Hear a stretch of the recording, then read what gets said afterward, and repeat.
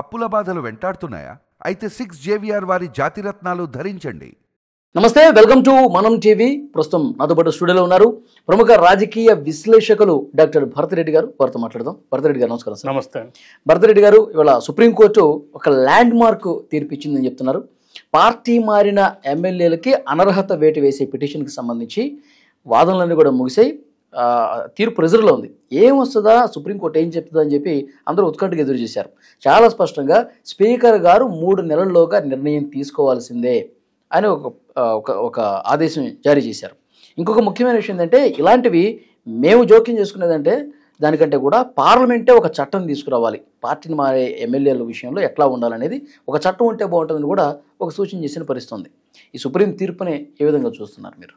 ఇటీవలి కాలంలో మనం చూసుకున్నట్టయితే అధికార పార్టీలు ఈ 10వ షెడ్యూల్కి సంబంధించి గెలిచిన ఎమ్మెల్యేలను తమ వైపుకు లాక్కునే ప్రక్రియ గత రాజశేఖర రెడ్డి కాలం నుంచి ప్రారంభమైందని చెప్పొచ్చు.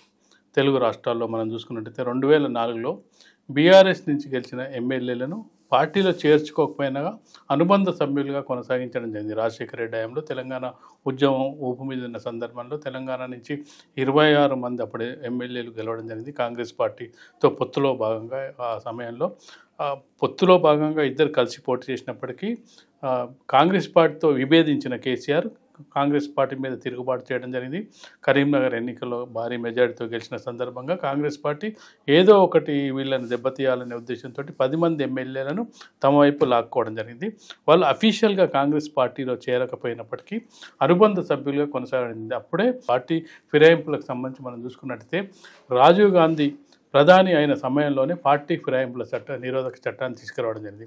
పార్టీ ఫిరాయింపు నిరోధక చట్టాన్ని తీసుకొచ్చినప్పుడు అంటే అందులో అన్ని క్లాజులు బాగానే ఉన్నాయి, కానీ అక్కడ ఏంటంటే స్పీకర్కు గడువు లేకపోవడం ఒకటి, ఇంకొకటి ఏంటంటే పార్టీ మారినప్పుడు party 1/3 of the party merge అయితే అప్పుడు ఇబ్బంది ఉండదు అనే ఒక రూల్ ఉంది అందులో.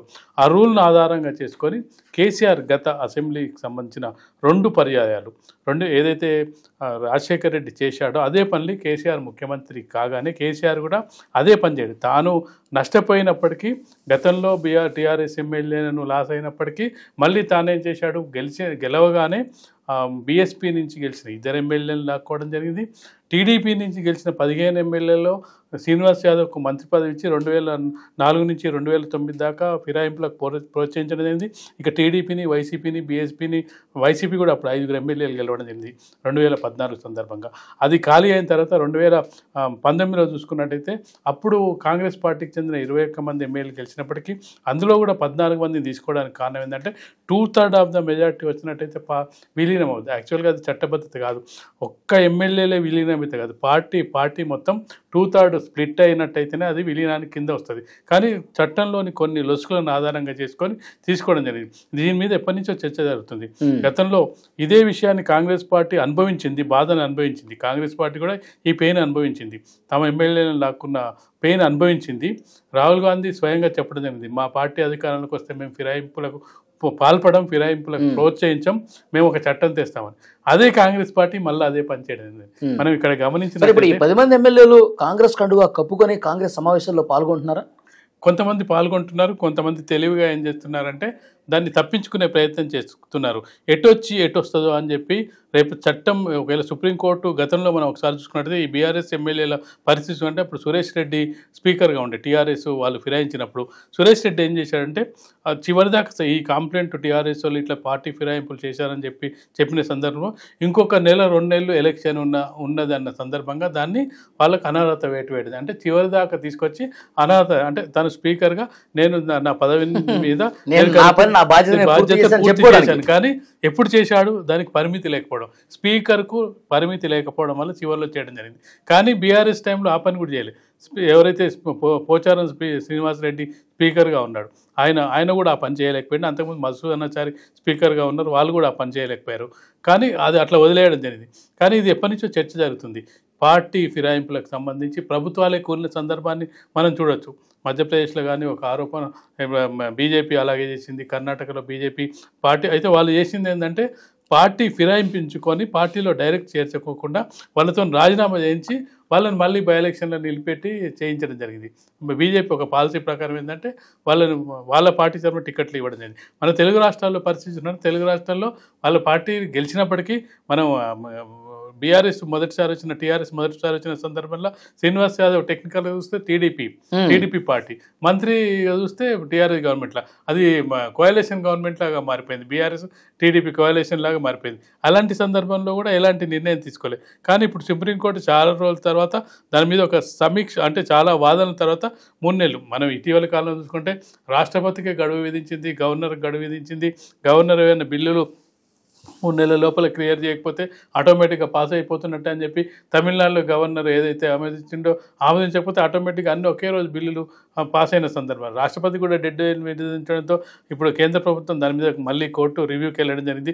ఇలాంటి సందర్భంగా స్పీకర్ కూడా ఈ గడువు ఉంటుందని చెప్పి చాలామంది ముందే ఊహిస్తున్నట్టుగానే ఇప్పుడు జరిగింది. 3 నెలల లోపల ఒకవేళ స్పీకర్ నిర్ణయం తీసుకోకపోతే ఖచ్చితంగా సుప్రీంకోర్టే నిర్ణయం తీసుకునే అవకాశం ఉంది. ఆ అవకాశం మాకు ఇవ్వద్దు, మీ అధికారాన్ని మీరు నిలబెట్టుకోండి అని చెప్పి సున్నితంగా హెచ్చరించడం జరిగింది. ఆర్డర్ చేయడం ఇప్పుడు 3 నెలల్లో ఏదో నిర్ణయం తీసుకునే అనివార్యతను కల్పించింది. ఇంతకుముందు ఏంటంటే సూచన చేసేవాళ్ళు. గతంలో సుప్రీంకోర్టు కానీ హైకోర్టు కానీ ప్రభుత్వానికి కానీ స్పీకర్లకు కానీ ఒక సూచన చేసేవారు, మీరు ఈ విధంగా చేస్తే బాగుంటుంది. ఇప్పుడు ఆర్డర్ చేసింది. నిజం చెప్పండి, ఇది ఒక ఆర్డర్. 3 నెలలు డెడ్ లైన్ లోపల మీరు నిర్ణయం తీసుకుంటారా లేదా, తీసుకోకపోతే మేమే తీసుకుంటామని ఆ మాట చెప్పలే, కానీ ఆ మాట చెప్పినంత పని చేసింది. కానీ న్యాయస్థానమే ఏదో ఒక నిర్ణయం తీసుకోండి, వాళ్ళ మీద అనర్హత వేటు మీరే వేసేయండి అని చెప్పి పిటిషన్లు వేస్తే ఆ పిటిషన్ కొట్టేసింది కోర్టు.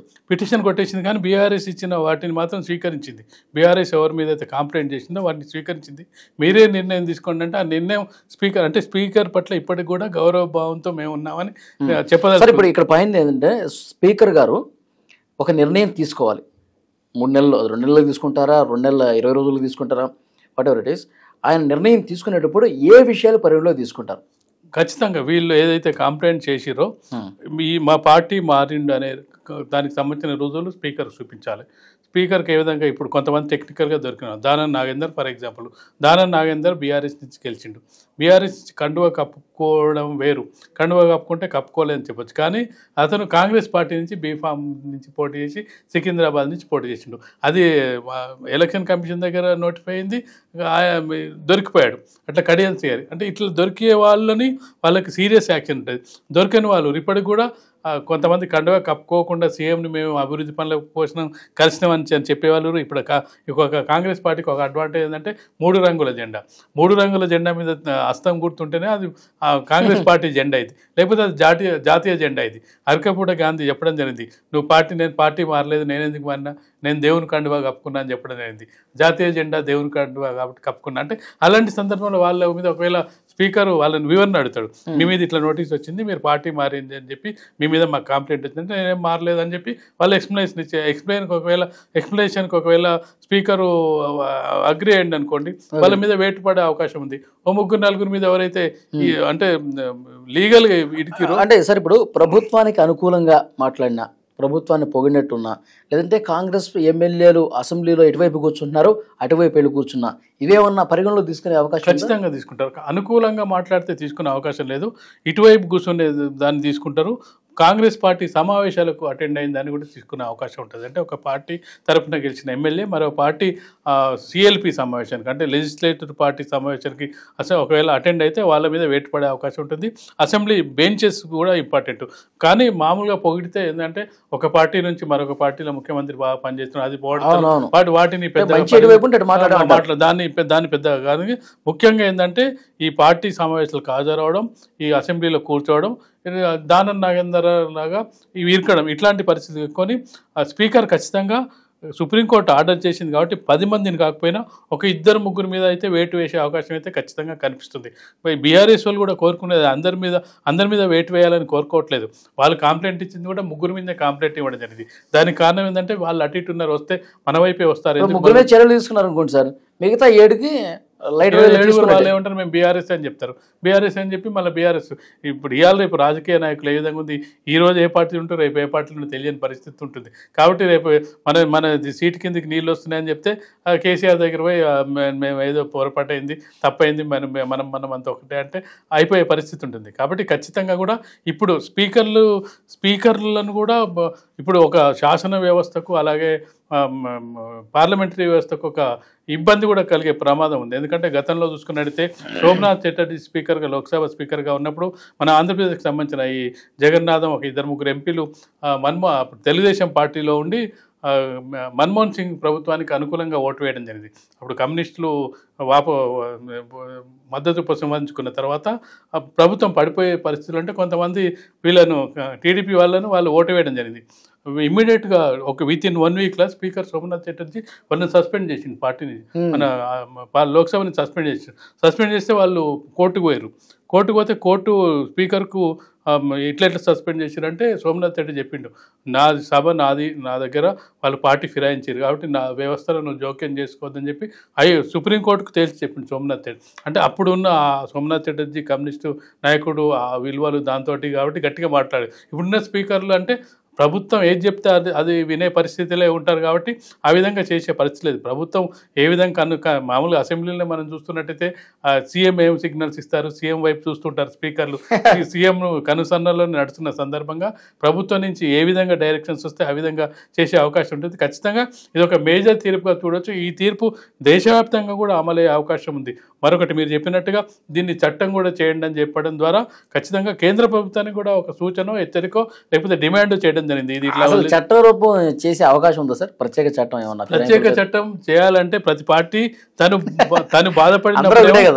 తను బాధపడినప్పుడేమో గగ్గోలు పెడుతుంది, మాకు అన్యాయం జరిగింది.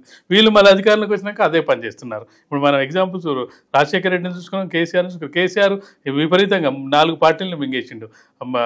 బీఎస్పీ 2 గెలిస్తే వాళ్ళని మింగేసిండు, వైసీపీ 5 గెలిస్తే వాళ్ళని మింగేసిండు, టీడీపీ 15 మందిని మింగేసిండు, తర్వాత కాంగ్రెస్ వాళ్ళని కూడా కొంతమందిని మింగి 4 పార్టీలను దాదాపు లేకుండా చేసిండు. సరే కాంగ్రెస్ పార్టీ మళ్ళీ తిరిగి వచ్చింది అనుకో, ఇప్పుడు వాళ్ళ పార్టీ ఎమ్మెల్యేలు 10 మంది అయ్యేటప్పటికి మొత్తం ప్రపంచం మునిగిపోయినట్టుగా కేటీఆర్, హరీష్ రావు మొత్తం గగ్గోలు పెడతారు. వాళ్ళు చేసిన పని అదే కాబట్టి ఇప్పుడు వాళ్ళు అనడానికి నైతిక లేదు. ఈవెన్ దో ఈ కాంగ్రెస్ కాదు, బీజేపీ, కర్ణాటక, మధ్యప్రదేశ్ ప్రతి పార్టీకి ఏంటంటే మేము అధికారంలో రావాలంటే ఒక 10 సీట్లు 5 సీట్లు తగ్గినప్పుడు ఏం చేయాలి, ఓన్ను ఫిరాయించుకోవాలి. ఈ చట్టం తెస్తే మాకే ఇబ్బంది అయిందని చెప్పి చట్టం తేవడానికి ఏ పార్టీ కూడా ముందుకు రాదు. ఎన్నికల సమయంలో అవసరానికి తగ్గట్టు వాళ్ళు వాడుకోవడానికి ఉపయోగపడుతుంది కాబట్టి రాహుల్ గాంధీ ఇక్కడికి వచ్చి తన మేనిఫెస్టోనే పెట్టడం జరిగింది, మేము ఫిరాయింపుల్ని ప్రోత్సహించామని చెప్పి. అదే ఫిరాయింపుల్ని వాళ్ళు ఇప్పుడు 10 మంది ఎమ్మెల్యేని తీసుకోవడం జరిగింది. కాబట్టి ఖచ్చితంగా ఏంటంటే వీళ్ళు అవసరార్థం చేస్తారు కానీ చట్టం చేయడం అనేది మళ్ళీ సుప్రీంకోర్టు ఎందుకు చట్టం చేయాలని ప్రశ్నించి ఖచ్చితంగా చట్టం చేయాలి అంటే మాత్రమే చేసే అవకాశం ఉంది తప్పిస్తే సుప్రీంకోర్టు వెనక నుంచి వీళ్ళని ఏమంటారు కొరడా జులిపిస్తుంటేనే పని చేస్తుంటారు తప్పిస్తే స్వతహాగా వీళ్ళు నిర్ణయం తీసుకునే అవకాశం. మాకు కూడా స్వతంత్ర ప్రతిపత్తిగా వ్యవహరిస్తాం, మాదొక బాడీ మీదొక బాడీ, ఎవరి పనిలో వాళ్ళు చేసుకుందాం, జోక్యం చేసుకోవద్దు అని కాంప్రమైజ్కి వచ్చే అవకాశం చూద్దాం sir. Thank you very much.